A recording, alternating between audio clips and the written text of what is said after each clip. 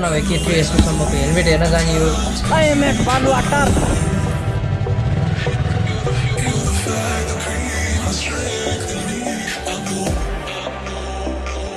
यो नि राम्रो छ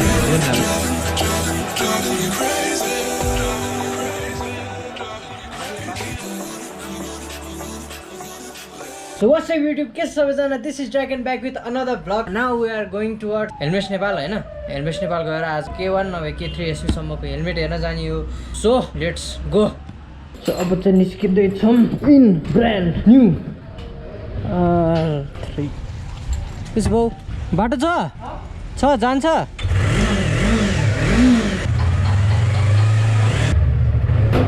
कपिजी ल लागेको तेरिका यो रोड कहिले बन्दैन सो फर्स्टमा म चाहिँ अहिले दक्षिण ढोकामा छु टाइम अहिले 2:30 बजे छ दिउँसोको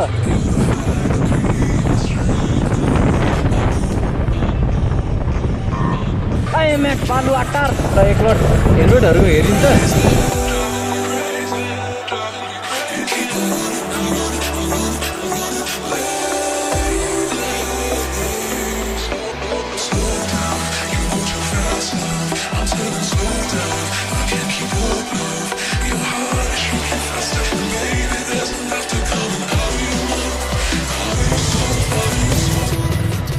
टक्कै हेलमेट नेपाल अगाडि आइपुग्यौँ होइन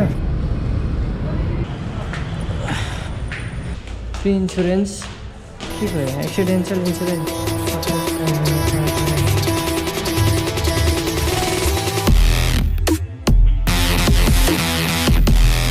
अहिले नयाँको एजीहरू छ के भन्नु हो पिसीहरू भयो होइन तपाईँको यसपालिको लेखेको छ ग्राफिक्सहरू भने यो अनि त्यो दुईवटा K3 SP मा छ एउटा छ K1 यो पनि नयाँ ग्राफिक्स हो यो पनि नयाँ ग्राफिक्स हो ज्याक छ तपाईँलाई डबल भाइजरहरू मनपर्छ होइन टुरिस्टहरू गर्नुहुन्छ भने चाहिँ नेक्स्ट टाइम आउँछ यो नि राम्रो रहेछ यो राम्रो K1 नै रहेछ K1 को रिटेल कति छ अलि 27 छ 27 अनि K3 को K3 को 32.5 अब K3 लगेको डबल भाइजर हुन्छ यसमा चाहिँ के हुन्छ तपाईको पिन लक रेडी पनि छ यसमा K1 मा चाहिँ डबल भाइजर हुँदैन K1 मा डबल भाइजर हुन्छ नि यो चाहिँ तपाईको पिस्टाको लगभग 60% चाहिँ डिजाइन हो के यो चाहिँ ए हजुर पिस्टाको अनुसारले तपाईको पछाडिको स्पोइलर पनि अलिकति ठुलो एग्रेसिभली हुन्छ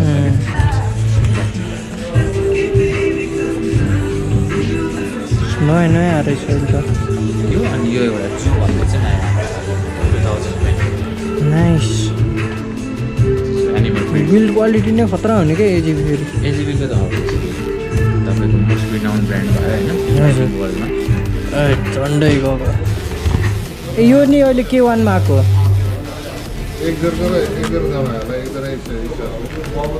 सो तपाईँको त्यसको एउटा सनग्लास हुन्छ कि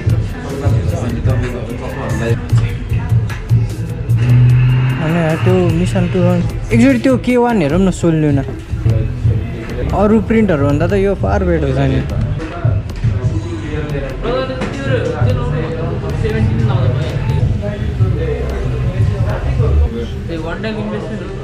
छबिदाई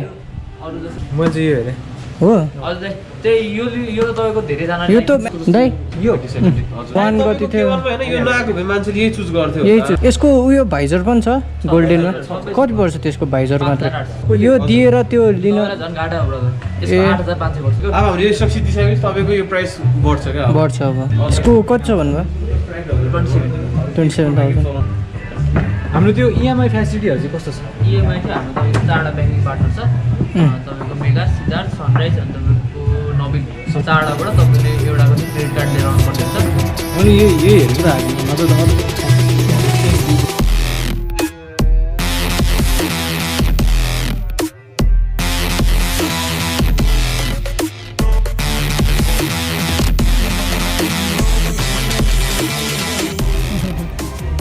मलाई चाहिँ भ्याट बिल बनाइदिनु नि भ्याट बिल यसपछि सबै अफिस हालेर प्रोसेस हुन्छ पिन हाल्नु